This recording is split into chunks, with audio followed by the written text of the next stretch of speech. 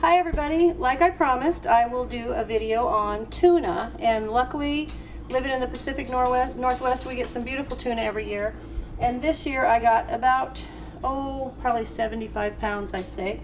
But the way we can tuna, in the directions it tells us, of course, whoopsie, of course it's I have someone filming for me this time, and hold on tight.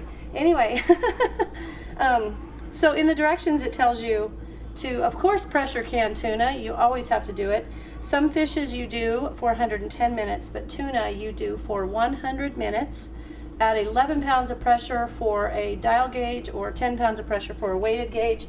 And don't ever do it any other way, because there's no food risk worth risking yourself for. And tuna is one of those ones that can be a little bit of controversy over. Some people think that they have to do it a certain way, but that's the right way, is the way I'm doing it. So it's a USDA approved way of doing fish so that we stay safe. Anyway, what I'm using is the half pints. I used to do a pint jar. You cannot do tuna in anything larger than a pint. And the reason I'm doing a half pint is because there's just the two of us now, so we don't need such big jars of tuna. And it's actually really a nice serving size of tuna. It's kind of like the big can that you get at the store. But I'm taking my tuna fillets, I'm cutting them in nice sized chunks, and you kind of mash them down there in the jar a little bit to get the air bubbles out. You don't want a lot of air. Some recipes will tell you to put oil or water in them. I don't do that. No one in the area that I know does it that way, because we have, I don't know if tuna is different in different areas, but when we're done, I'll show you the finished product and you can see how much oil it generates on its own, so I don't want to add to it. But what we do is we put it in there a nice tight pack, and it doesn't have to be a hot pack. You can cook your tuna beforehand if you want. You don't have to. So it can be a raw pack, which is what I'm doing today. And then another thing I do, I always wear gloves. My hands are clean, but I do have a ring on, but I have a cut, so I just want to cover that. But also because tuna is oily, and you know, if you're using your hands, it gets slippery. And one of the things about the tuna oil is you want to make sure that it's off the rim of the jar. So of course wiping the jar is important, but using vinegar to wipe the jar really will cut that extra oil. So you'll have a better success with your top sticking. And then the hot top right on there, and then a little ring, and as usual it's to finger tight and then a little squeeze. And if you want to come over here, I'll show you how they sit in the canner.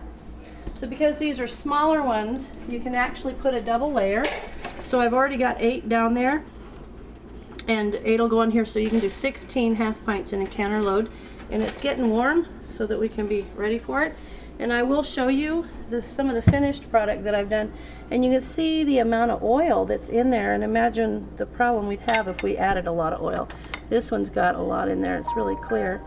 But those are the ones I just took out of the canner. I've got this load cooling down and this load going in, and I already did a load this morning, so that's what, 18 times 4 already that I've got in it, just about 5 hours.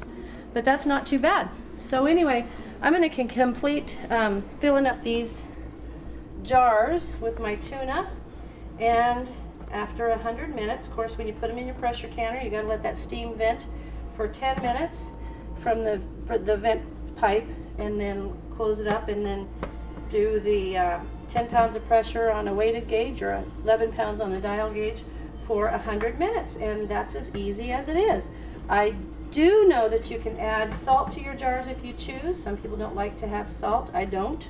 But what I have done in the past, kind of fun, is to put a little bit, when I did pint jars, I put a little bit of salsa in there, picante salsa, and it made a really good kind of a little zippy thing when I made a casserole. It was kind of a Mexican flair to it. I've also put chipotle barbecue sauce in there, and it was awesome. It gave it a real smoky barbecue flavor when you wanted to do tuna burgers on the grill. So I hope you enjoy watching this, and I hope you get some pleasure out of making some canned tuna sometime. Thanks for watching. Alright, so I'm going to open the canner of tuna that I had that was finishing right before I showed you the ones I have. The ones that I just canned are ready to go. They're in the pressure canner. But this one is done, so I'm going to take this out and show you what it's like in this. Always wait for your pressure to go down. Tilt your jar lid or your lid away from you so you don't get burnt. Now, woo, smells like tuna. I will tell you, it's kind of like dehydrating garlic or onions in your house. You want every window and every door open when you do tuna. Otherwise, the cats in the neighborhood will come a-running. So there it is, and you can see the boiling of the oil in there is little. Yeah, there you go. You see that? And I already hear that. The sound we love to hear. The popping of the jars. So you can look inside this canner and see. Sometimes you'll get some darkness on the jars, like on the lid, like this one you can see. That's okay. That's just some of the oil that gets a little bit burnt. And there was some of that on these, but when I wiped them all off, it just comes right off. So these are going to sit out. They're going to cool. They're going to seal. I only had one jar today that did not seal, and I'm okay with it because I had so many that do. There it is. Hear the noise. All right, so there it is. Tuna that is so awesome.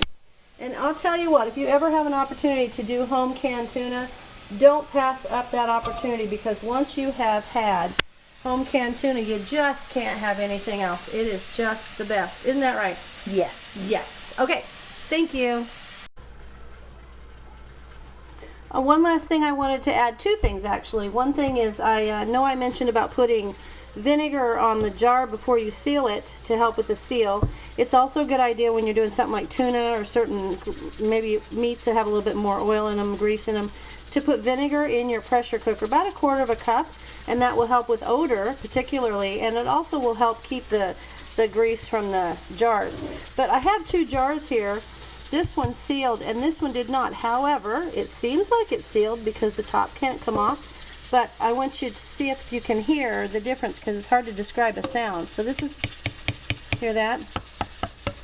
And then there's the spoon test. You can totally hear that this one didn't take.